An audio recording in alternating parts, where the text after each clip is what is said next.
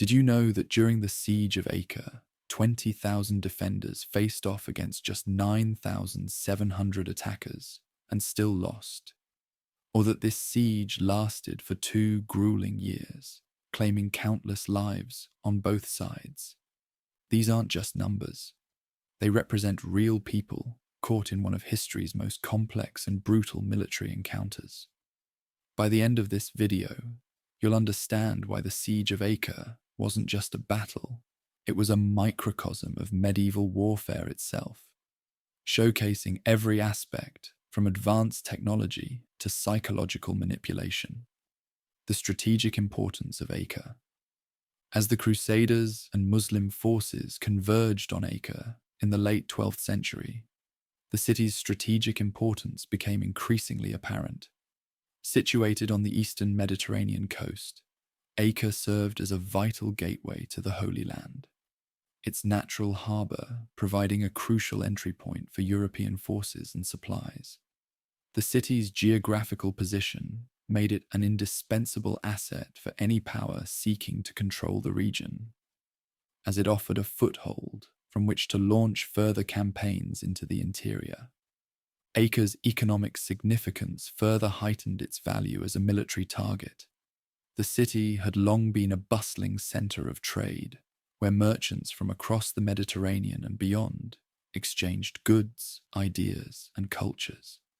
Its busy port facilitated the movement of valuable commodities, such as spices, textiles, and precious metals, generating substantial wealth for its rulers. Control of Acre meant control of these lucrative trade routes, providing a significant economic advantage to whichever side held the city. The strategic value of Acre was not lost on either the Christian or Muslim forces. For the Crusaders, the city represented a crucial stepping stone in their quest to reclaim and maintain a presence in the Holy Land. It offered a secure base of operations from which to launch further incursions into Muslim-held territories and to defend their hard-won gains. The port's capacity to receive reinforcements and supplies from Europe was vital for sustaining the Crusader presence in a hostile region. Conversely, for the Muslim forces led by Saladin, Acre's importance lay in its potential to serve as a choke point, effectively cutting off the Crusaders' lifeline to Europe. By controlling the city, Saladin could severely hamper the ability of Christian forces to maintain their foothold in the Levant, potentially dealing a decisive blow to the Crusader states. The defensive capabilities of Acre further enhanced its strategic value. The city boasted formidable fortifications, including thick walls and imposing towers that had been strengthened and expanded over centuries of conflict. These defenses, combined with the natural advantages of its coastal position, made Acre a challenging target for any would-be conqueror. The city's ability to withstand prolonged sieges meant that whoever controlled it could expect to hold it for an extended period, barring an extraordinary effort by opposing forces. Acre's political significance extended beyond its immediate military value. The city had changed hands multiple times throughout its history, passing between various powers, including the Fatimids, Seljuks, and Crusaders. Each transfer of control represented a shift in the balance of power in the region. As such, the possession of Acre carried with it a symbolic weight, demonstrating the ascendancy of one side over the other in the ongoing struggle for dominance in the Holy Land. The city's history of changing allegiances also meant that its population was diverse, comprising Christians, Muslims, and Jews who had lived under various rulers. This demographic complexity added another layer to the strategic calculations of both sides.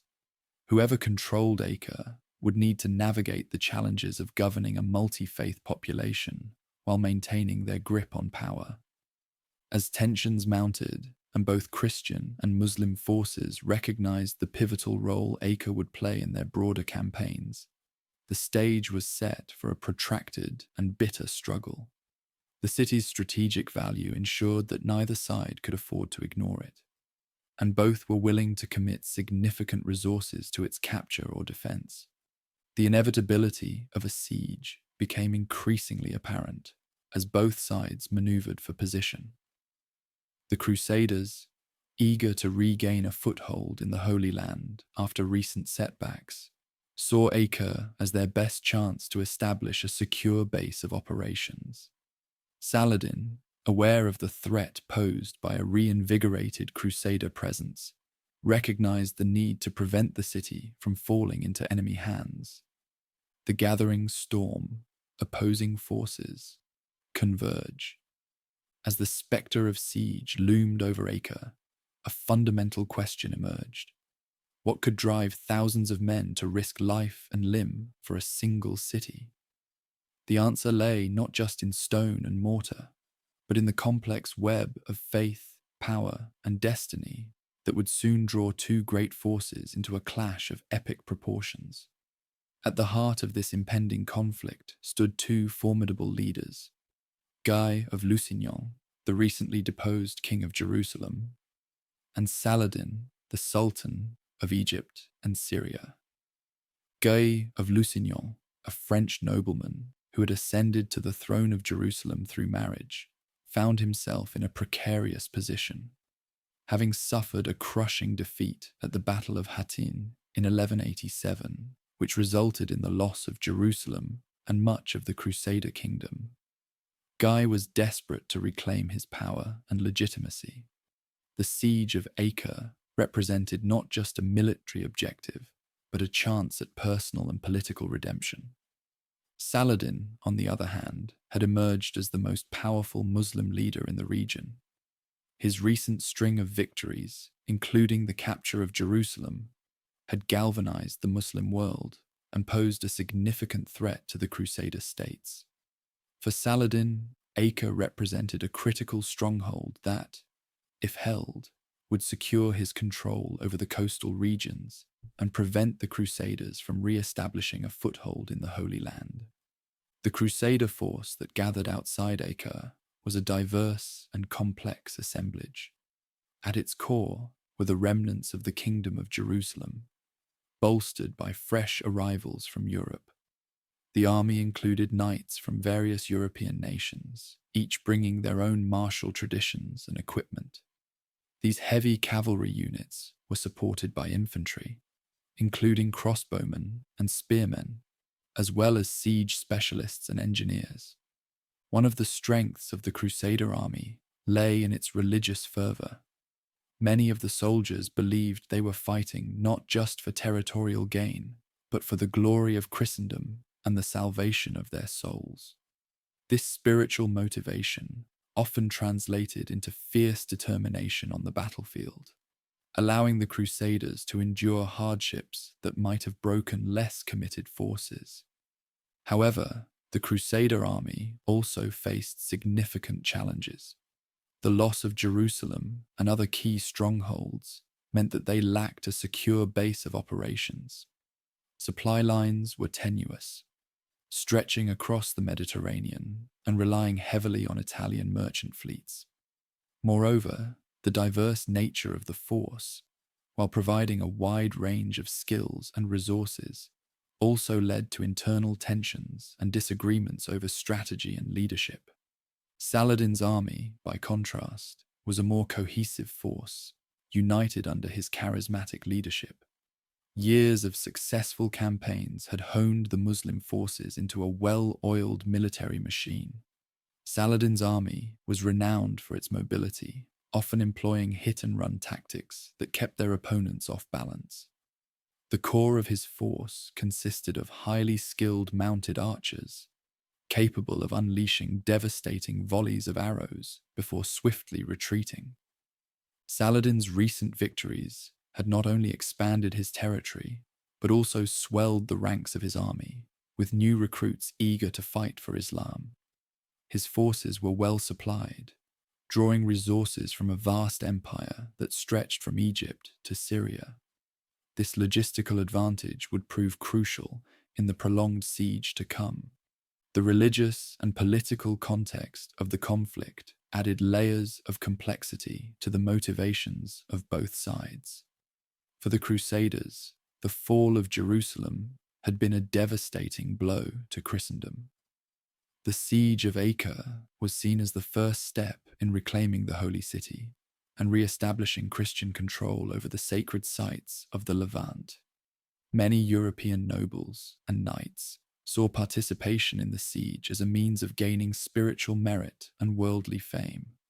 For Saladin and his forces, the defense of Acre was part of a broader struggle to unite the Muslim world under a single banner and push the Christian invaders out of Muslim lands. Saladin had skillfully used the idea of jihad to rally support from across the Islamic world, framing the conflict as a religious duty to defend the faith against foreign aggression. The logistical challenges faced by both sides were immense. The Crusaders, operating far from their home territories, had to rely on long and vulnerable supply lines. Food, water, and military supplies had to be shipped across the Mediterranean, a journey fraught with dangers from both nature and enemy raids. The arrival of winter would pose additional challenges, as storms could cut off these vital lifelines for weeks at a time. Saladin's forces, while better supplied, faced their own set of challenges. The need to maintain a large army in the field for an extended period would strain even his considerable resources. Moreover, the diverse nature of his coalition, which included troops from Egypt, Syria, and other parts of the Muslim world, required careful management to maintain cohesion and morale. As the two armies converged on Acre, the stage was set for a confrontation that would test the limits of human endurance and military ingenuity. The Crusaders, numbering around 9,700 men, found themselves facing a garrison of approximately 20,000 defenders within the city walls. This numerical disparity would normally have made a siege untenable, but the Crusaders were bolstered by the knowledge that reinforcements were en route from Europe. The stark contrast in numbers revealed a fundamental truth about medieval siege warfare: the enormous advantages enjoyed by defenders. Acre's formidable walls and towers, coupled with its larger garrison, meant that any assault would likely result in catastrophic losses for the attackers. The Crusaders would need to rely on siege engines, psychological warfare, and possibly treachery within the city if they hoped to overcome these odds. The siege begins. Initial strategies and challenges. As the Crusaders approached Acre, they faced a daunting challenge: how to conquer a city when outnumbered more than 2 to 1. Their solution would defy conventional military wisdom and set the stage for one of the most extraordinary sieges in medieval history. The Crusader army, led by Guy of Lusignan, arrived at Acre in August 1189. As they gazed upon the city's formidable defences, the magnitude of their task became apparent. Acre's walls, strengthened over centuries of conflict, loomed before them. The natural harbour, while tempting as a potential supply route, was heavily guarded by the city's defenders. The Crusaders' initial assessment revealed that a direct assault would be suicidal, given their numerical disadvantage.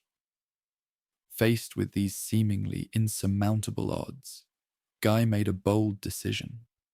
Instead of retreating or launching a desperate attack, he ordered his forces to establish a siege camp. This strategy, while risky, offered the Crusaders their best chance of success. By cutting off Acre from the surrounding countryside and maintaining a constant presence, they hoped to slowly strangle the city into submission. The Crusaders' camp took shape on the plains outside Acre's walls. Engineers and labourers worked tirelessly to construct a series of fortifications, including wooden palisades and earthen ramparts. These defences served a dual purpose. They protected the Crusaders from potential sorties by the garrison, and created a barrier against any relief force that might attempt to break the siege. Inside Acre, the garrison was not idle. Under the command of Baha ad-Din Karakush, an experienced Mamluk officer, the defenders prepared for a prolonged conflict. They stockpiled food and water, reinforced weak points in the walls, and positioned artillery to counter any Crusader assault. The city's diverse population, including Christians, Muslims, and Jews, was organized into work details to support the defense effort. The early stages of the siege saw a crucial naval dimension unfold.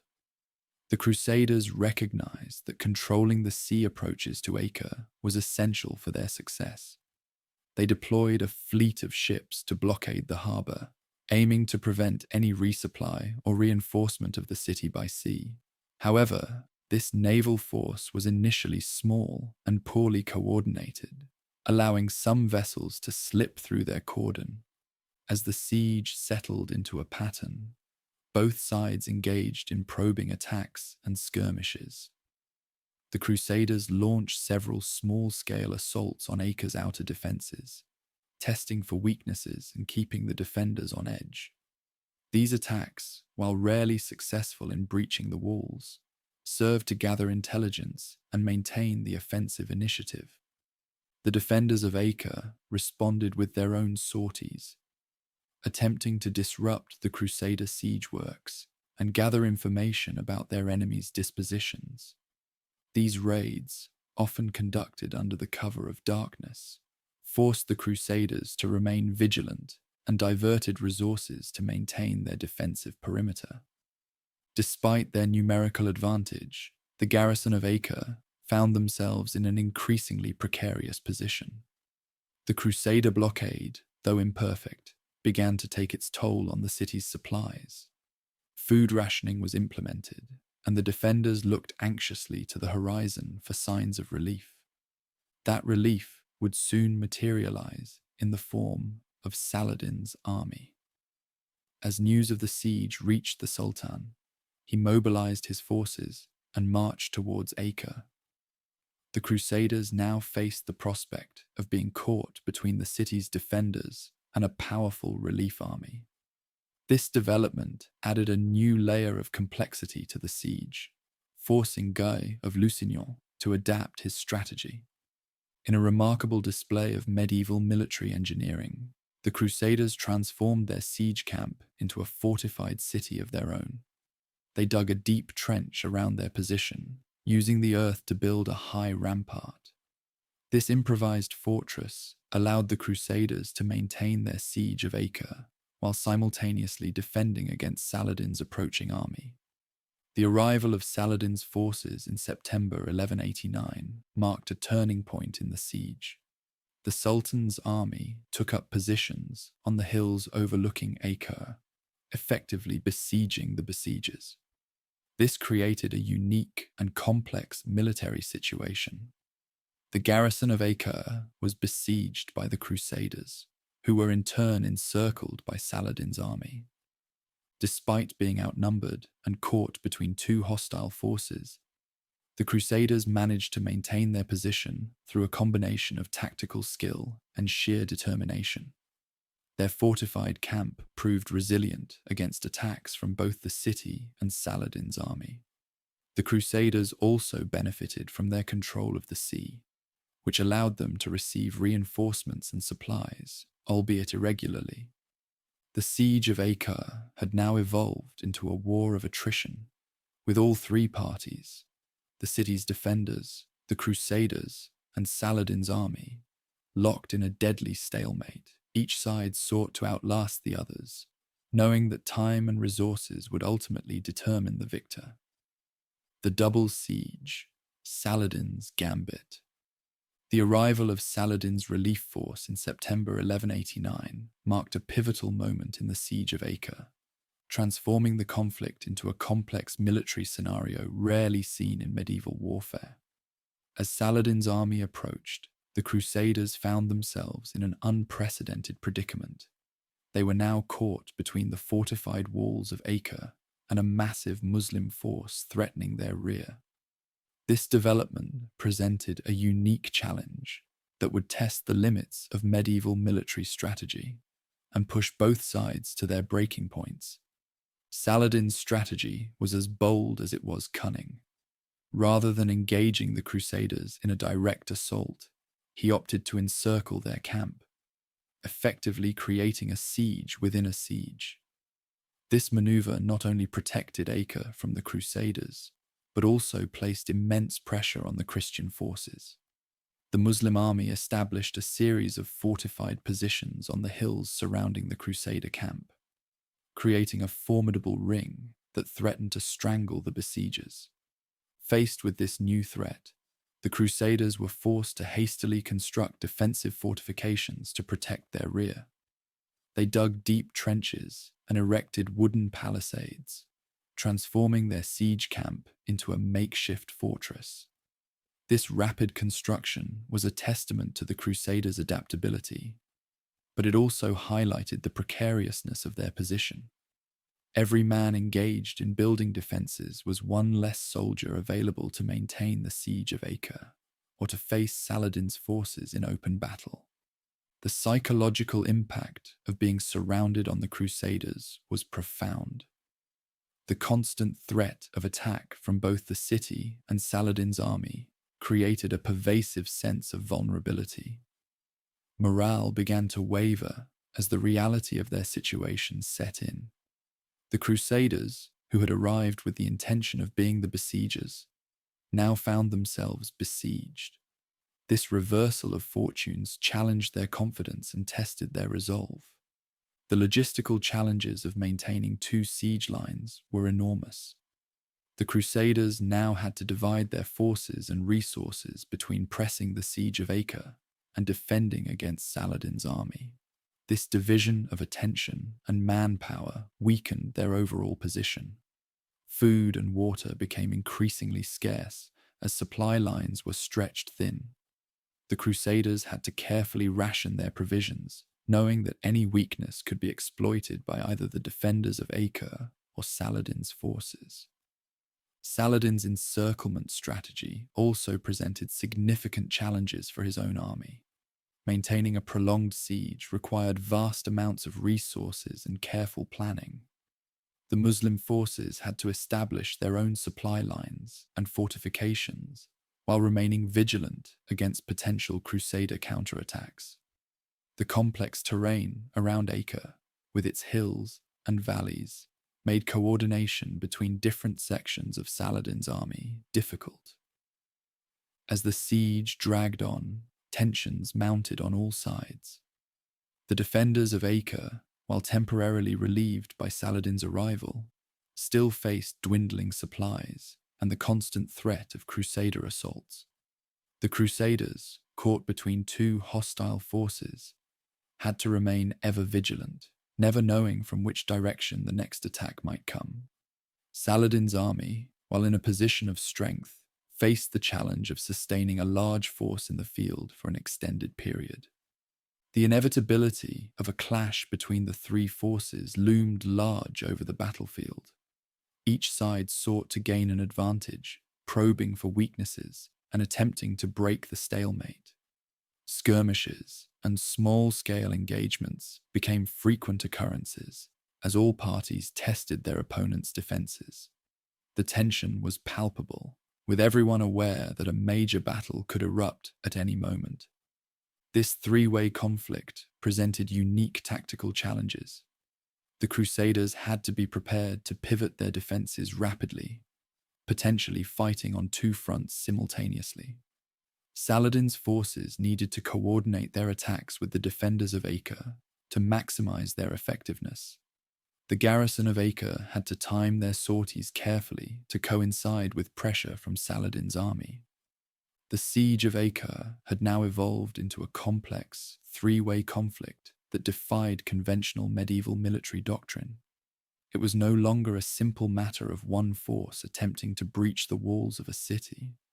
Instead, it had become an intricate game of strategy, with each side trying to outmaneuver the others while preserving their own strength. This unprecedented situation demanded innovation in tactics and technology. The traditional methods of siege warfare were no longer sufficient to break the stalemate. Both the Crusaders and Saladin's forces began to experiment with new siege engines and defensive structures. The Siege of Acre became a crucible for military innovation, with each side striving to gain a technological edge over their opponents. Siege engines and fortifications, the arms race. As the Siege of Acre intensified, a technological arms race unfolded that would redefine medieval warfare. The ingenuity of engineers on both sides transformed simple materials like wood and stone into devastating machines of destruction. This contest of minds behind the lines would prove just as crucial as the clashes on the battlefield. Siege engines, the medieval equivalent of heavy artillery, played a pivotal role in the assault on Acre's formidable defenses. These massive machines were designed to overcome the high walls and towers that had protected cities for centuries. The most prominent among them was the trebuchet, a sophisticated catapult capable of hurling projectiles weighing hundreds of pounds over great distances. The construction of a trebuchet was a feat of engineering in itself. Skilled craftsmen assembled massive wooden frames, often standing over 60 feet tall. At the heart of the machine was a long beam acting as a lever, with a heavy counterweight on one end and a sling to hold the projectile on the other. When released, the counterweight would drop, causing the beam to pivot and launch the projectile with tremendous force. During the Siege of Acre, both the Crusaders and Saladin's forces employed trebuchets to devastating effect. These engines could launch not only large stones, but also incendiary materials and even biological weapons, such as diseased animal carcasses. The psychological impact of these bombardments was often as significant as the physical damage they inflicted.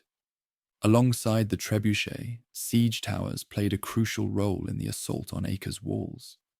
These massive wooden structures, sometimes reaching heights of over 70 feet, were wheeled close to the city walls to allow attackers to engage defenders at close range. The towers were typically covered in raw hides soaked in vinegar or alum to protect them from fire arrows. The construction and deployment of siege towers presented numerous challenges. Engineers had to ensure the structure was tall enough to overlook the city walls, while remaining stable enough to support the weight of soldiers and equipment. Moving these behemoths across uneven terrain towards the city walls was a slow and perilous process, often undertaken under a hail of arrows and stones from the defenders. As the Crusaders and Saladin's forces vied for superiority in siege technology, the defenders of Acre were not idle. They developed increasingly sophisticated countermeasures to neutralize the threat posed by these engines of war. One of the most effective defensive tools was the counterweight trebuchet, which could match or even exceed the range and power of the attacking siege engines. The defenders also employed a variety of other tactics to repel assaults. They used hooks and grappling irons to topple siege towers and ladders. Boiling oil, heated sand, and Greek fire, a mysterious incendiary substance that could not be extinguished with water, were poured onto attackers attempting to scale the walls. The garrison even constructed wooden hoardings, covered galleries that projected from the tops of walls, allowing defenders to rain missiles down on enemies directly below. Another crucial aspect of siege warfare that came into play at Acre was the use of sappers and miners. These specialized troops worked to undermine the foundations of walls and towers, often digging tunnels beneath them.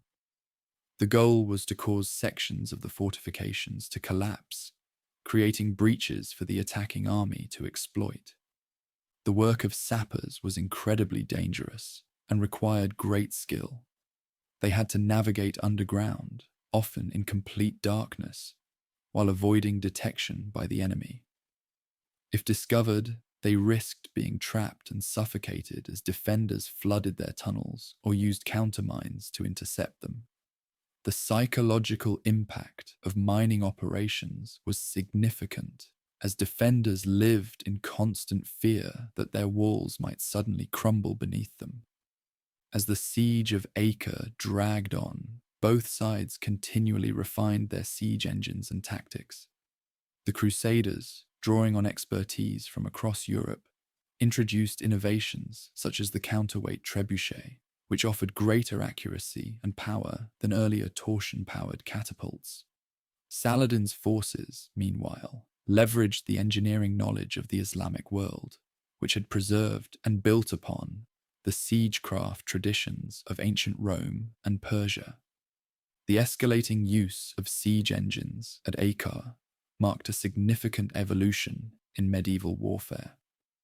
Traditional methods of siegecraft, such as starving out a garrison or attempting to scale walls with ladders, were supplemented by increasingly sophisticated and destructive technologies.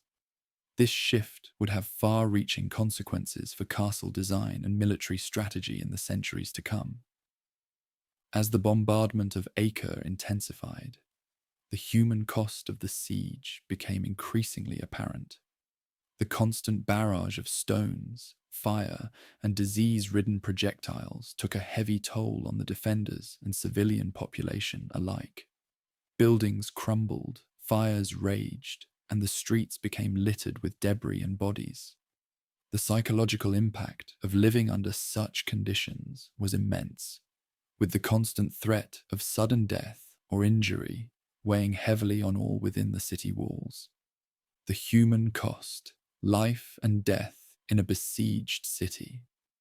As the Siege of Acre dragged on, the conditions within the city walls deteriorated rapidly. The initial optimism of the defenders gave way to a grim reality as food stores dwindled and water sources became contaminated. The once bustling streets of this cosmopolitan port city fell silent, save for the constant thud of projectiles and the groans of the wounded and dying. The food situation quickly became dire. With the harbour blockaded by Crusader ships, the city's usual influx of supplies was cut off. The garrison and civilian population were forced to ration their dwindling stores. As weeks turned to months, the menu of the besieged became increasingly meagre and unpalatable. Grain stores were stretched with sawdust, and the wealthy found themselves competing with the poor for scraps of bread. Reports even emerged of desperate citizens resorting to consuming rats, dogs, and other animals typically considered unfit for human consumption. Water, always a precious commodity in the arid climate of the Levant, became a source of both life and death.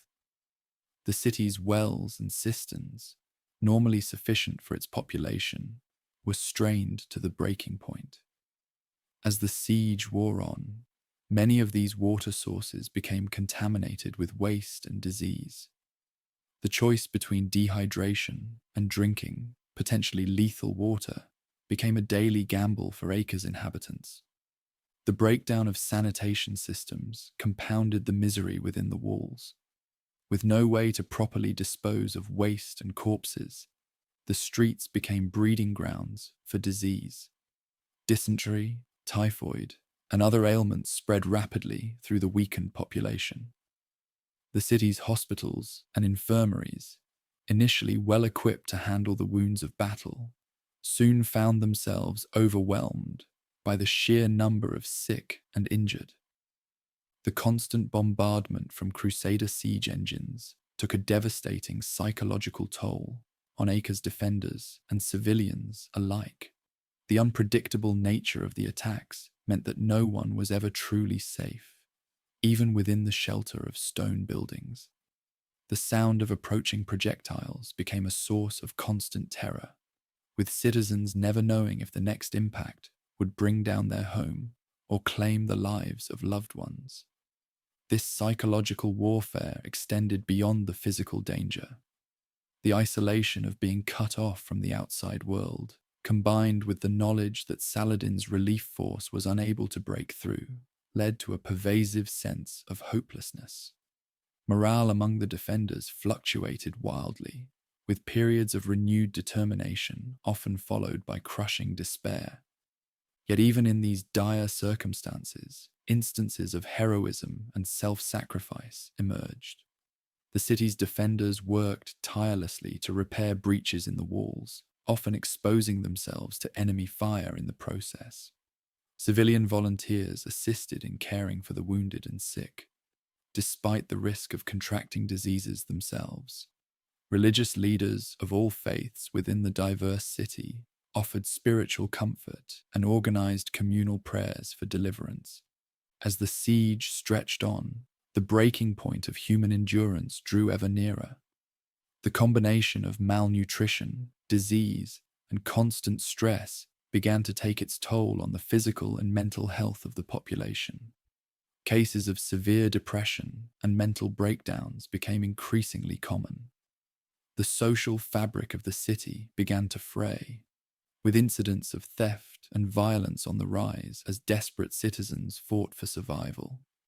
The devastating impact of the siege on Acre's civilian population cannot be overstated.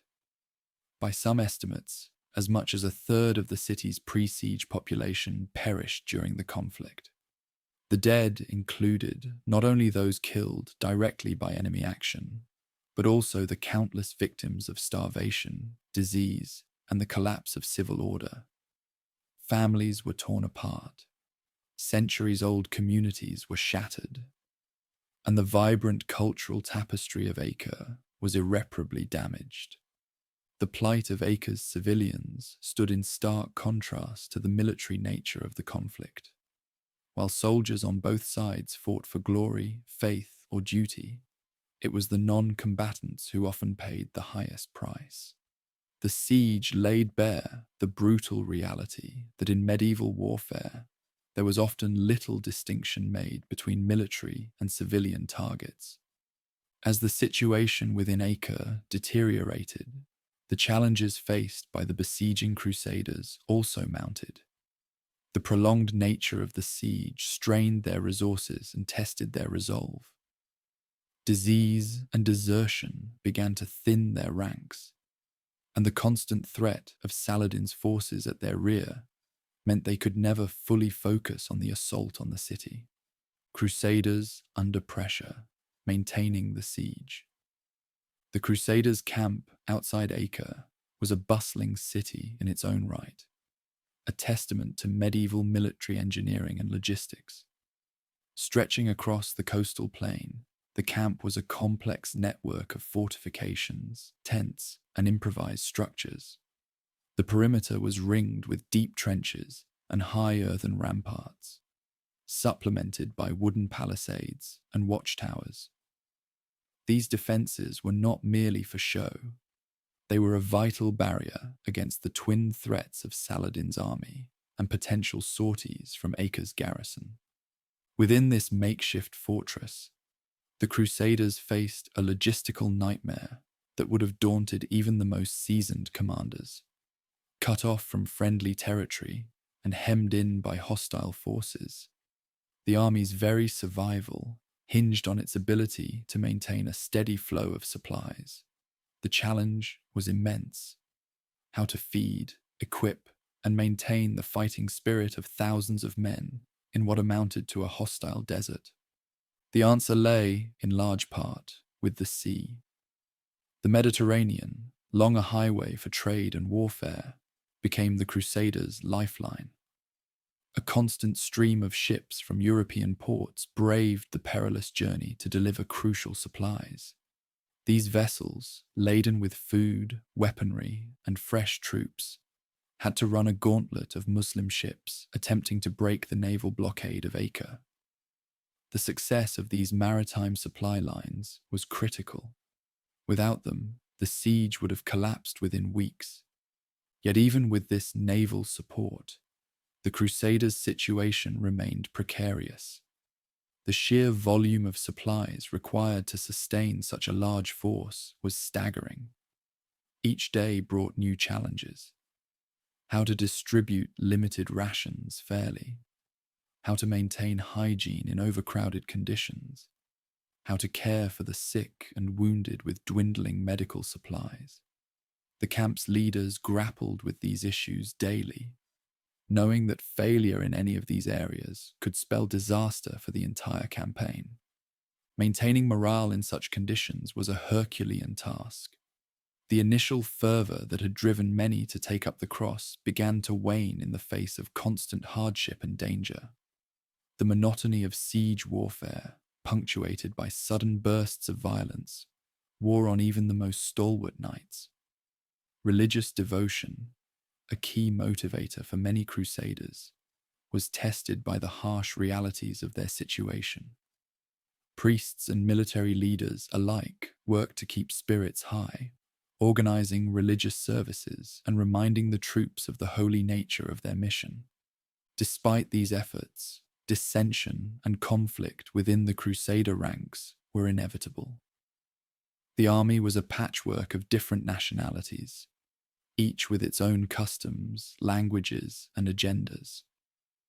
Tensions flared over issues of strategy, resource allocation, and leadership. Some contingents, frustrated by the lack of progress, advocated for more aggressive assaults on Acre's walls. Others, wary of the cost in lives, argued for a more cautious approach. These disagreements sometimes erupted into open conflict, threatening the cohesion of the entire force. The spectre of disease loomed large over the Crusader camp. The crowded, unsanitary conditions were a breeding ground for illness. Dysentery, typhoid, and other maladies spread rapidly through the ranks. The medical knowledge of the time was ill-equipped to deal with such outbreaks, and many soldiers succumbed to disease rather than enemy action. The constant attrition from illness and sporadic combat slowly whittled away at the Crusaders' numbers, making the arrival of reinforcements all the more crucial. As the siege dragged on, the Crusaders had to contend with the changing seasons. The summer heat brought its own challenges, with water becoming an increasingly precious commodity. The arrival of winter, while providing some respite from the heat, brought new hardships.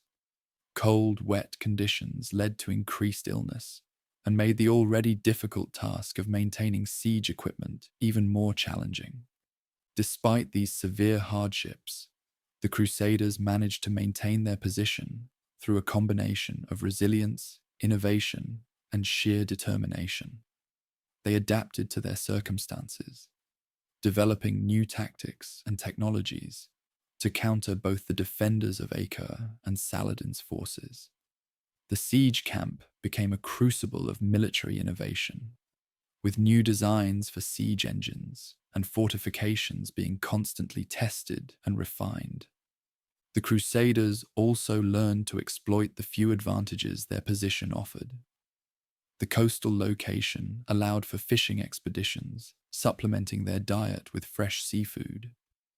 They scavenged materials from abandoned villages and repurposed them for their own needs.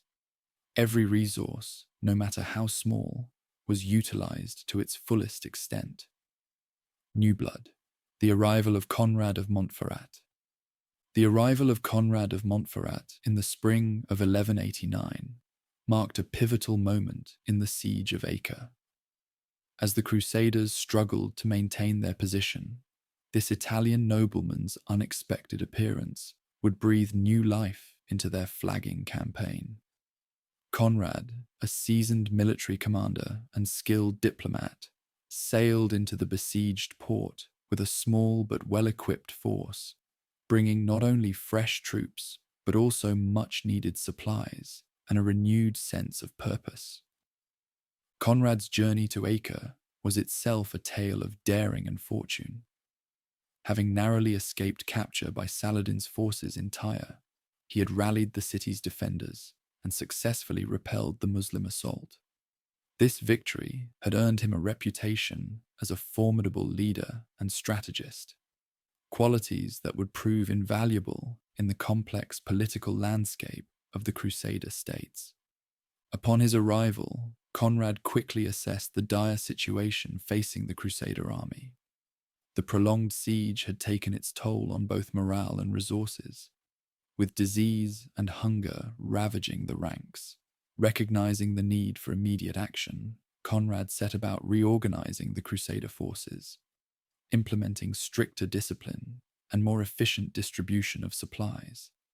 The political implications of Conrad's arrival were immediate and far-reaching. As a member of the influential Montferrat family, Conrad possessed significant connections to European nobility. His presence complicated the already delicate power dynamics within the Crusader camp, particularly in relation to Guy of Lusignan, the former king of Jerusalem. Conrad's successes in Tyre had earned him the support of many Crusaders, who saw him as a more capable leader than the beleaguered Guy. This political tension would eventually lead to a schism within the Crusader ranks, with some supporting Conrad's claim to the throne of Jerusalem, while others remained loyal to Guy.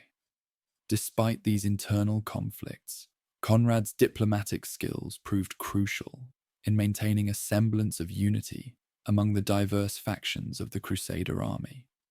From a military perspective, Conrad's reinforcements, though relatively small in number, had a disproportionate impact on the siege.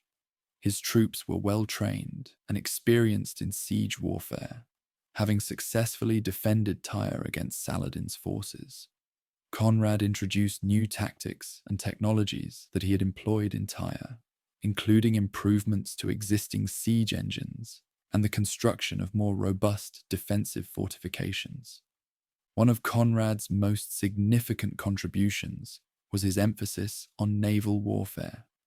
Recognizing the critical importance of maintaining supply lines, he orchestrated a series of naval engagements aimed at breaking the Muslim blockade of Acre's harbour. In a daring operation, Conrad led a fleet of Crusader ships against the Egyptian vessels that had been harassing their supply convoys. The ensuing battle was fierce, with both sides employing Greek fire and other naval weaponry. The Crusader fleet, bolstered by Conrad's tactical acumen, managed to outmaneuver the Egyptian ships, sinking several and forcing the rest to retreat. This victory secured the sea lanes, allowing for a more consistent flow of supplies and reinforcements from Europe. The improved logistics had an immediate effect on the Crusader army's capabilities, enabling them to sustain their siege efforts with renewed vigor. Saladin's forces, observing the reinvigoration of the Crusader army, responded by intensifying their own efforts to break the siege.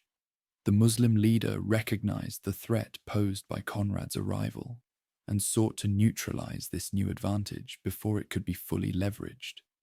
Saladin launched a series of probing attacks against the Crusader lines, testing for weaknesses in their newly strengthened defenses. These assaults, while fierce, were met with a level of resistance that surprised the Muslim forces. Conrad had implemented a more flexible defensive strategy, allowing the Crusaders to quickly reinforce threatened sectors of their lines. This adaptability, combined with the improved morale of the troops, enabled the Crusaders to repel Saladin's attacks with minimal losses. The shift in the balance of power did not go unnoticed by the defenders of Acre. Reports of Conrad's arrival and the subsequent Crusader victories spread throughout the city, eroding the resolve of the garrison. The prospect of relief from Saladin's army, which had seemed increasingly unlikely, now appeared even more remote. As the siege progressed, Conrad's influence continued to grow. He advocated for a more aggressive approach, arguing that the Crusaders should seize the initiative rather than simply maintaining their siege lines. This strategy led to a series of coordinated assaults on Acre's defenses, each more sophisticated than the last. While these attacks did not immediately breach the city walls, they served to keep the defenders off balance and further strain their dwindling resources. The arrival of Conrad of Montferrat had fundamentally altered the dynamics of the siege. What had been a war of attrition with the Crusaders slowly losing ground, had transformed into a more dynamic and unpredictable conflict. The reinvigorated Crusader army, now better led and supplied, posed a far more serious threat to both the defenders of Acre and Saladin's relief force. Escalation, the battle for Acre's walls. The renewed Crusader efforts to breach Acre's defences marked a critical escalation in the siege. With the arrival of Conrad of Montferrat and the implementation of new tactics, the Crusaders set their sights on the formidable walls that had thus far resisted their assaults. The defenders, acutely aware of the heightened threat, prepared for what would become some of the most intense fighting of the entire campaign. The Crusaders' primary strategy centered on the use of massive siege towers, towering wooden structures that dwarfed the city walls. These behemoths, some reaching heights of over 70 feet, were painstakingly constructed from wood shipped across the Mediterranean. The towers were multi-level affairs, with the lower levels housing battering rams and the upper levels providing platforms for archers and crossbowmen to rain arrows upon the defenders. As these colossal structures inched closer to Acre's walls, the defenders' desperation mounted. They knew that if the towers reached the walls, the city's fall would be all but inevitable. In response, they employed a range of tactics to repel the advancing threat. Boiling oil and heated sand were stockpiled near the battlements, ready to be poured onto any Crusaders who managed to scale the walls. But the defenders' most potent weapon was Greek fire, a highly flammable substance that could not be extinguished with water. The exact composition of Greek fire remains a mystery to this day, but its effectiveness was undeniable.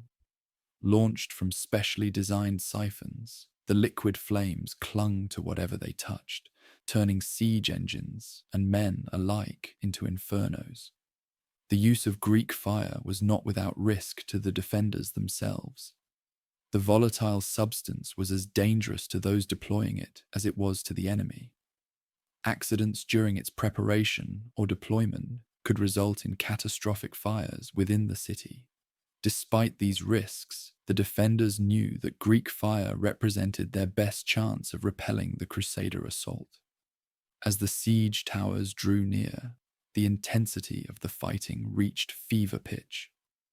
Crusader archers on the upper levels of the towers exchanged volleys with defenders on the walls. The air was thick with arrows, bolts, and stones hurled from trebuchets on both sides. The cacophony of battle was deafening, with the crash of stone against stone, the creaking of wooden siege engines, and the screams of the wounded creating a hellish soundscape. When the towers finally reached the walls, the fighting devolved into brutal hand-to-hand combat. Crusaders poured from the towers onto the battlements, engaging the defenders in close quarters, fighting with swords, maces, and axes. The narrow walkways atop the walls became slaughterhouses, with men fighting and dying in spaces barely wide enough for two to stand abreast. The psychological toll of these repeated assaults was immense on both sides. For the defenders, each Crusader that gained a foothold on the walls represented a potential breach that could lead to the city's fall. The constant state of alertness, coupled with the strain of repelling assault after assault, wore heavily on their minds and bodies. The Crusaders, for their part, faced the daunting task of scaling walls under a hail of arrows, rocks, and burning oil. Each attempt carried the very real possibility of a gruesome death. The sight of comrades falling from the walls or burning alive in Greek fire tested the resolve of even the most battle-hardened knights. As the assaults continued day after day, both sides teetered on the brink of exhaustion. The defenders rotated troops to allow for rest, but with their numbers dwindling, these respites grew shorter. The Crusaders, driven by religious fervor and the promise of glory, pushed themselves to the limits of human endurance. Just as it seemed the Crusaders might finally breach the defenses, disaster struck. In a coordinated attack, the defenders unleashed a barrage of Greek fire on the siege towers. The flames spread rapidly, engulfing the wooden structures. Crusaders trapped on the upper levels faced a horrifying choice: burn alive or leap to their deaths. The destruction of the siege towers was a crushing blow to the Crusader efforts. Months of work and countless lives had been invested in their construction and deployment. As the towers burned, thick black smoke billowed into the sky, visible for miles around. To the defenders, it was a sign of divine favor. To the Crusaders, it was a stark reminder of the challenges they faced. In the aftermath of this setback, the Crusaders were forced to reassess their strategy. The loss of the siege towers represented not just a tactical defeat, but a significant drain on morale. Many began to question whether Acre could be taken at all, given the resourcefulness and determination of its defenders. Saladin's gamble, attempts to break the siege. As the Crusaders grappled with their losses, Saladin recognized an opportunity to turn the tide of the siege. The Muslim leader began assembling a massive force of 160,000 men, drawing reinforcements from across his vast empire. This formidable army represented a dire threat to the Crusaders, who now found themselves caught in a precarious position between Acre's unyielding walls and Saladin's approaching juggernaut. Saladin's preparations were meticulous.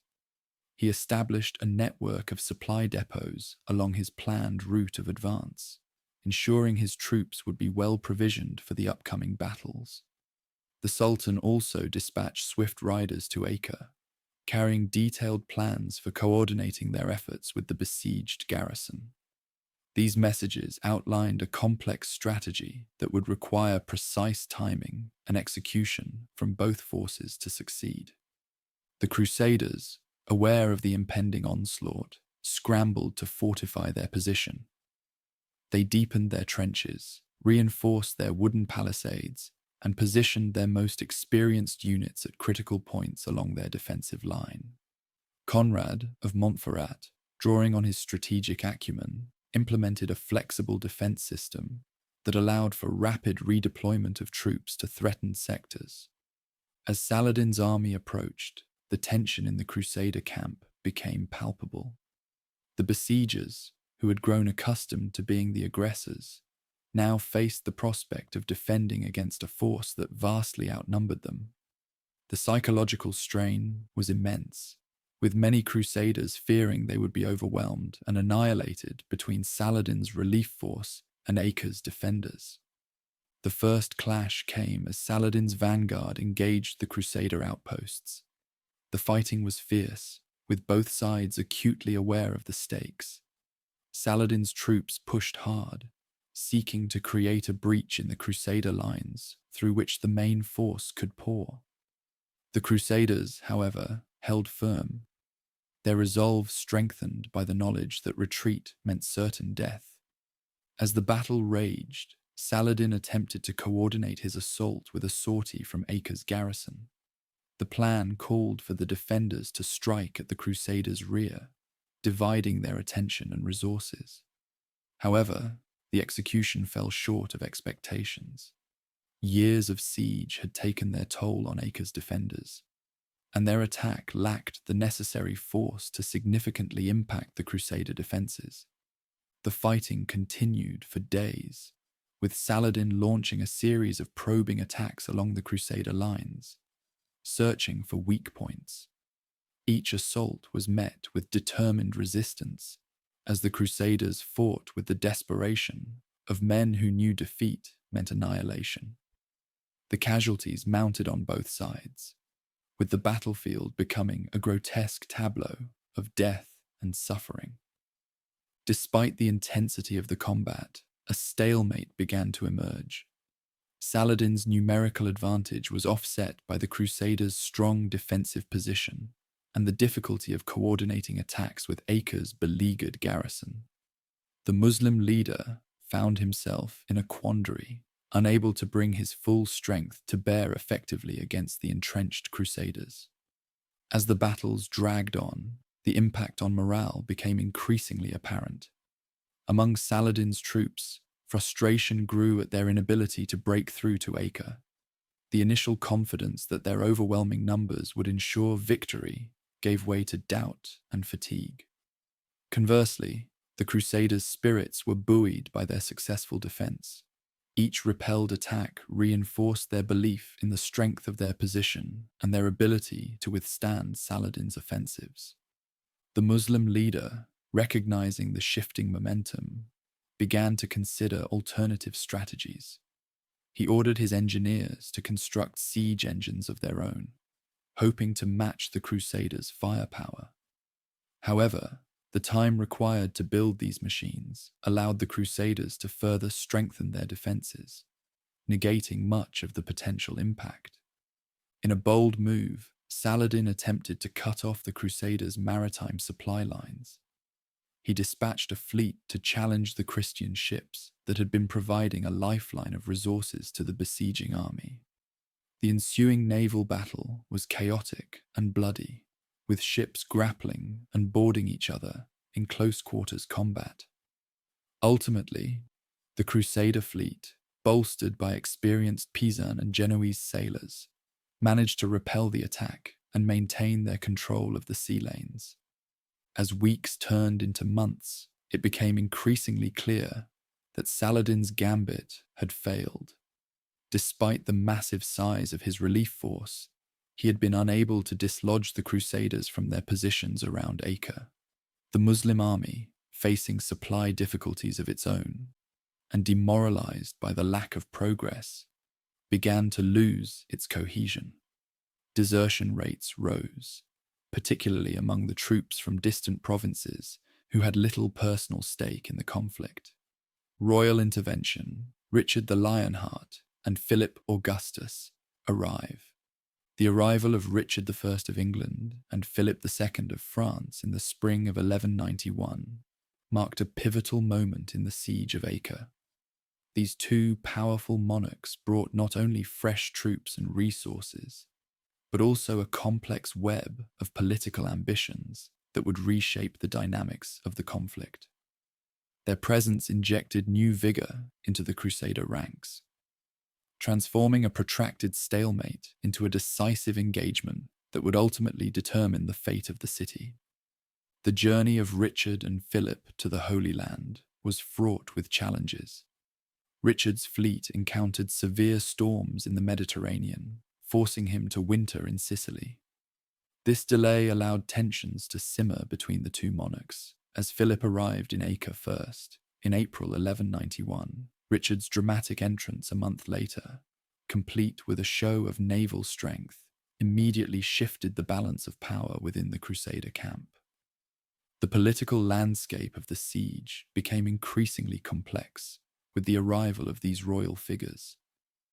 The existing power struggle between Guy of Lusignan and Conrad of Montferrat for the throne of Jerusalem was now complicated by the presence of two influential kings, each with their own agendas. Philip, who had long-standing ties to the Montferrat family, threw his support behind Conrad, while Richard initially backed Guy's claim. This internal discord threatened to undermine the unity of the Crusader forces at a critical juncture. Despite these political tensions, the military impact of the royal reinforcements was immediate and significant. Richard and Philip brought with them not only seasoned troops, but also advanced siege technology that would prove instrumental in breaking the deadlock. The English contingent, in particular, introduced more powerful trebuchets capable of hurling larger projectiles with greater accuracy. These new engines could launch stones weighing up to 300 pounds, significantly outperforming the existing siege weapons. The Crusader strategy underwent a dramatic shift under royal leadership. Richard, known for his military acumen implemented a more aggressive approach to the siege. He ordered the construction of a series of covered galleries, known as cats, which allowed sappers to approach the city walls under protection. These structures were built on rollers, enabling them to be moved closer to the fortifications as needed. The psychological impact of these new tactics on the defenders of Acre was profound, as they watched the Crusaders inexorably closing in on their positions. In addition to these innovations, Richard introduced the use of Greek fire in offensive operations. This incendiary weapon, traditionally used by Byzantine and Muslim forces for defense, was now turned against the walls of Acre. The sight of flaming projectiles arcing through the sky towards the city must have been terrifying for the defenders, who had long relied on the superiority of their own incendiary weapons. Philip, not to be outdone, contributed his own expertise in siege warfare. The French king ordered the construction of massive siege towers that dwarfed those previously used in the conflict. These towering structures, some reaching heights of over 80 feet, posed a direct threat to the walls of Acre. The defenders watched with growing alarm as these behemoths slowly advanced towards their fortifications. Saladin, recognizing the grave threat posed by the arrival of the European monarchs, redoubled his efforts to break the siege. He launched a series of fierce attacks on the Crusader positions, hoping to disrupt their preparations for a final assault. However, the improved defenses and increased manpower of the Crusader camp proved too resilient. Saladin's forces found themselves caught between the hammer of the reinvigorated Crusader army and the anvil of Acre's beleaguered defenders. The Sultan also attempted to exploit the political divisions within the Crusader ranks. He sent envoys to both Richard and Philip, seeking to negotiate separate peace agreements. These diplomatic overtures, however, were rebuffed. Despite their personal rivalries, the two kings recognized the importance of presenting a united front against their common enemy. As the siege intensified, the advanced technology brought by the English and French forces began to take its toll on Acre's defenses. The constant bombardment from the improved trebuchets weakened sections of the city walls, creating vulnerable points for future assaults. The defenders worked tirelessly to repair the damage, but their resources were dwindling and morale was sinking. The final weeks of the siege saw a flurry of activity as both sides prepared for the decisive confrontation. Richard, despite being struck down with a severe fever, continued to direct operations from his sickbed. His determination inspired the Crusader troops, who redoubled their efforts in the face of mounting casualties. Inside Acre, the situation was becoming desperate. Food supplies were critically low, and disease was rampant. The once mighty garrison had been reduced to a fraction of its original strength. The civilian population, which had endured nearly 2 years of siege, was on the brink of collapse. The defenders looked to Saladin with increasing desperation, but his army, despite its size, was unable to break through the Crusader lines. The final assault, breaching Acre's defenses.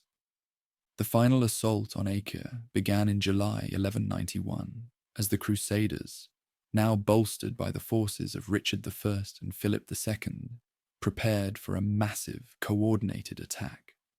The siege had dragged on for nearly 2 years, and both sides were exhausted. However, the arrival of the English and French kings had reinvigorated the Crusader army, bringing not only fresh troops, but also advanced siege technology that would prove decisive in the coming battle. Richard I, despite being bedridden with a severe fever, directed the positioning of his prized trebuchets. These massive machines, capable of hurling stones weighing up to 300 pounds, were strategically placed to target the weakest sections of Acre's walls. The English king's engineers had spent weeks studying the city's defences, identifying stress points and vulnerabilities that could be exploited. Inside Acre, the defenders worked feverishly to shore up their fortifications. They reinforced weak spots with timber and rubble and positioned their own counterweight trebuchets to return fire. The garrison, though severely depleted by disease and starvation, remained determined to hold out. They knew that surrender would likely mean death, and they clung to the hope that Saladin's army might yet break through the Crusader lines. As dawn broke on the day of the assault, the air was thick with tension. Richard's trebuchets began their bombardment, the massive stones arcing high into the air before crashing down on Acre's walls with devastating force. The impact was immediately apparent as sections of the ancient fortifications began to crumble under the relentless barrage. Simultaneously, Philip II's siege towers, towering constructions over 80 feet tall, were pushed towards the walls. These mobile fortresses, filled with archers and crossbowmen, provided covering fire for the troops below. The defenders responded with a hail of arrows, stones, and pots of Greek fire, desperately trying to set the wooden structures ablaze. As the bombardment continued, Crusader sappers began their dangerous work. Protected by wooden galleries known as cats, these specialized troops approached the base of the walls. Their task was to undermine the foundations, digging tunnels beneath the fortifications and supporting them with wooden beams. Once the tunnels were complete, the beams would be set on fire, causing the walls above to collapse. The defenders, aware of the danger posed by the sappers, attempted countermeasures. They dug their own tunnels to intercept the Crusaders, leading to fierce underground battles in cramped, dark spaces. The psychological toll of this subterranean warfare was immense, with both sides knowing that a cave-in could bury them alive at any moment. As the day wore on, the combined effects of the trebuchet bombardment and the sappers' work began to tell. Large sections of Acre's walls started to give way, creating breaches that the Crusaders eagerly exploited. Richard I, rising from his sickbed, donned his armor and led a charge towards one of the gaps, inspiring his troops with his personal bravery. The fighting at the breaches was brutal and chaotic. Crusader knights, their armor glinting in the sun, clashed with the desperate defenders in a maelstrom of steel and blood. The narrow openings in the walls created bottlenecks where men fought and died in tightly packed masses. The din of battle was deafening, with the clash of weapons, the screams of the wounded, and the shouts of commanders all blending into a cacophony of war. As more breaches were opened, the Crusaders began to pour into the city. The fighting now spilled into Acre's streets, with every building and alleyway becoming a potential battleground. The defenders fought with the ferocity of cornered animals, knowing that defeat meant death or enslavement. They used their intimate knowledge of the city's layout to ambush Crusader units, turning narrow streets into killing zones. However, the sheer numbers and momentum of the Crusader assault proved unstoppable.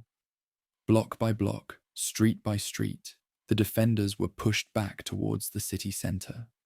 Civilians, who had endured months of privation and bombardment, now found themselves caught in the midst of a desperate last stand. The Crusaders, battle-hardened and driven by religious fervor, showed little mercy. Houses were ransacked, temples and mosques desecrated, and anyone suspected of being a combatant was put to the sword. The brutality of the assault reflected the pent-up frustrations of a 2-year siege, and the Crusaders' belief that they were carrying out God's will. As night fell, pockets of resistance still held out in various parts of the city, but it was clear that Acre's fall was now inevitable. The remaining defenders, their numbers dwindling by the hour, retreated to the citadel, the last stronghold within the city walls. The following morning, with Crusader forces massing for a final assault on the citadel, the inevitable occurred. a white flag appeared above the battlements, signaling the defenders' willingness to negotiate terms of surrender. After nearly 2 years of siege and a day of intense urban warfare, Acre had finally fallen. Aftermath, the cost of victory. As the dust settled on Acre's bloodied streets, a grim reality emerged. The capture of this strategic port was not the end, but rather the beginning of a new and unexpected chapter in the Crusades. The true cost of this victory would prove far steeper than anyone had anticipated, reshaping the political landscape of the entire region. The immediate aftermath of Acre's fall was a scene of chaos and devastation. The city, once a thriving center of trade and culture, now lay in ruins. The relentless bombardment from Crusader siege engines had reduced many of Acre's iconic structures to rubble. The streets were littered with debris, and the air was thick with the acrid smell of smoke and decay. The human toll was equally staggering, with bodies of defenders, attackers, and civilians alike strewn throughout the city. The casualties suffered by both sides throughout the siege were astronomical. The Crusader army, which had started the siege with approximately 9,700 men, had been decimated by disease, starvation, and constant fighting. Conservative estimates suggest that nearly half of the original force had perished during the 2-year ordeal. The defenders of Acre and Saladin's relief force had fared no better. Of the initial 20,000 defenders, it is believed that fewer than 8,000 survived to see the city's fall. Saladin's army, while difficult to quantify precisely, had also suffered significant losses in their repeated attempts to break the siege. The destruction inflicted on Acre and its surroundings was catastrophic. The once imposing walls that had withstood centuries of conflict now lay breached in multiple places. The harbour, a vital lifeline for the city, was choked with the wreckage of ships from both sides. The surrounding countryside, stripped bare to feed the massive armies, would take years to recover its agricultural productivity. The economic impact of this destruction would be felt throughout the region for decades to come. The fate of prisoners and civilians in the aftermath of Acre's fall was a stark reminder of the brutality of medieval warfare. Despite initial negotiations for surrender, the victorious Crusaders showed little mercy. Many of the surviving defenders were executed, their bodies unceremoniously thrown into mass graves or the sea. Civilians who had endured nearly 2 years of siege now faced an uncertain future. Some were taken as slaves, others ransomed, and many more were simply left to fend for themselves in the ruins of their once prosperous city. The political ramifications of Acre's capture were far-reaching and complex. For the Crusaders, the victory provided a much-needed foothold in the Holy Land, but it also exacerbated existing tensions within their ranks. The power struggle between Guy of Lusignan and Conrad of Montferrat for the throne of Jerusalem intensified, threatening to fracture the fragile Crusader alliance. Richard I of England's decision to support Guy's claim, while Philip II of France backed Conrad, added an international dimension to this internal conflict. For Saladin and the Muslim world, the loss of Acre was a severe blow. It not only represented a significant territorial loss, but also damaged Saladin's reputation as the defender of Islam against the Crusader threat. The failure to relieve Acre, despite assembling one of the largest armies of the medieval period, raised questions about Saladin's military prowess and leadership. The true cost of the siege extended far beyond the immediate casualties and destruction. The massive resources expended by both sides had long-lasting economic consequences. The Crusader states, already struggling financially, had been further weakened by the enormous expense of maintaining the siege. Similarly, Saladin's empire faced economic strain from the prolonged conflict, with many provinces experiencing hardship due to the diversion of resources to the war effort. The geopolitical shifts resulting from Acre's fall were equally significant. The balance of power in the Levant had been altered, with the Crusaders now possessing a strategic base from which to launch further operations. However, this victory also galvanized Muslim resistance, leading to increased unity among previously disparate factions. The stage was set for a new phase of the Crusades, one that would see intensified conflict and shifting alliances across the region. As news of Acre's fall spread, its impact reverberated throughout Europe and the Muslim world. In Christian kingdoms, the victory was celebrated as a sign of divine favor and a justification for continued support of the Crusader cause. In Muslim lands, it served as a rallying cry for jihad against the invaders, inspiring a new generation of warriors to take up arms in defense of their faith and territories. The Siege of Acre had lasting consequences for the development of military technology and tactics. The innovations in siege warfare, from improved trebuchet designs to more sophisticated mining techniques, would influence military engineers for generations to come. The experience gained in conducting and resisting prolonged sieges would shape military doctrine in both the Christian and Muslim worlds. Legacy: the Siege of Acre in military history. The Siege of Acre in 1189 to 1191 stands as a watershed moment in military history, marking a transformative period in the conduct of medieval warfare. While often overshadowed by more famous battles, this prolonged engagement serves as a microcosm of the evolving nature of siege warfare and the broader strategic considerations that shaped military campaigns during the Crusades. The Siege of Acre challenged conventional wisdom about fortress defense and assault. Traditional views of medieval warfare often conjure images of knights charging across open fields or simple catapults hurling stones at castle walls. However, the reality at Acre was far more complex and sophisticated. The engagement showcased a level of technological innovation and strategic planning that would redefine military operations for centuries to come. One of the most significant developments during the siege was the advancement in siege engine technology. The introduction of the counterweight trebuchet represented a quantum leap in the destructive capability of attacking forces. These machines could hurl projectiles weighing hundreds of pounds with unprecedented accuracy and range, far surpassing the capabilities of earlier torsion-powered catapults. The impact of these weapons was not merely physical. The psychological effect on defenders witnessing the devastating power of these engines was profound. The siege also saw significant innovations in defensive technology.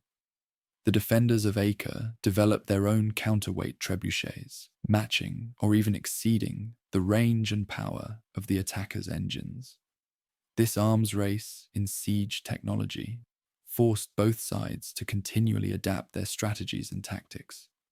The use of Greek fire, a highly flammable substance that could not be extinguished with water, added another layer of complexity to both offensive and defensive operations. The Siege of Acre also highlighted the importance of naval power in medieval warfare. The ability to maintain or disrupt supply lines became a critical factor in the outcome of the siege. The Crusaders' success in blockading Acre's harbour demonstrated the strategic advantage of controlling sea lanes. This lesson would influence future military planners, emphasizing the need for a balanced approach to land and naval operations in coastal sieges. The protracted nature of the siege underscored the importance of logistics and resource management in medieval warfare. Both the attackers and defenders had to grapple with the challenges of sustaining large armies over an extended period. The siege demonstrated that victory often hinged not just on martial prowess, but on the ability to maintain supply lines, manage resources, and sustain morale over long periods. The Siege of Acre also showcased the evolving role of cavalry in siege warfare. While mounted knights were traditionally seen as the elite shock troops of medieval armies, the siege demonstrated their adaptability to different combat roles. Knights dismounted to lead assaults on the walls, showing that even the most prestigious warriors had to adapt to the demands of siege warfare. The use of mining and counter-mining operations during the siege represented another significant development in military tactics. Sappers on both sides engaged in a deadly underground chess game, attempting to undermine enemy fortifications while simultaneously detecting and neutralizing enemy tunneling efforts. This subterranean warfare added a new dimension to siege tactics and would become a standard feature of future engagements. The Siege of Acre also provided valuable lessons in the art of negotiation and diplomacy in warfare.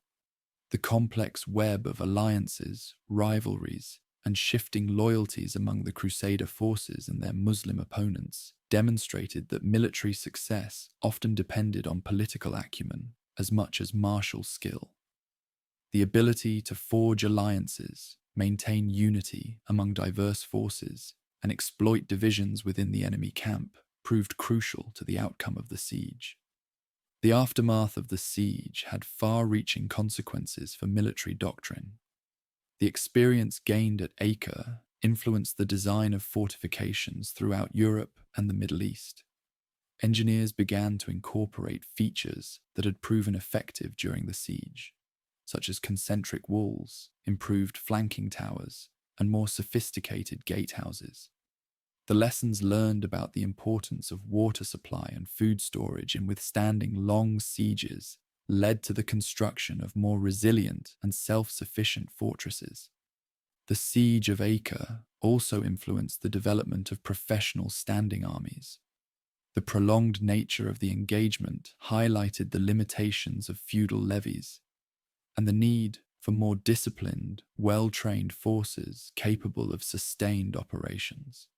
This realization would contribute to the gradual shift towards professional military organizations in the centuries that followed. The technological and tactical innovations demonstrated at Acre had a ripple effect on military campaigns throughout the medieval world. Subsequent sieges, such as the Siege of Chateau Gaillard in 1203 to 1204, showed clear influences from the tactics employed at Acre. Military commanders studied the lessons of Acre, incorporating them into their strategies and training regimens. The Siege of Acre stands as a testament to the intricate nature of medieval warfare, encompassing technological innovation, strategic complexity, and profound human cost. This prolonged conflict reshaped military tactics, pushing the boundaries of siege technology and demanding unprecedented logistical efforts. The human toll was staggering, with both combatants and civilians enduring unimaginable hardships. The siege's legacy extends beyond its immediate outcome, influencing fortress design and military organization for generations. As we reflect on Acre, we are reminded that the consequences of protracted conflicts reverberate far beyond the battlefield. The siege's impact on regional politics, economic structures, and societal norms was profound and long-lasting. In examining historical sieges like Acre, we gain valuable insights into the nature of warfare itself, prompting us to consider the ethical implications and long-term consequences of modern military engagements. The lessons of Acre continue to inform our understanding of conflict resolution and the true cost of war in any era.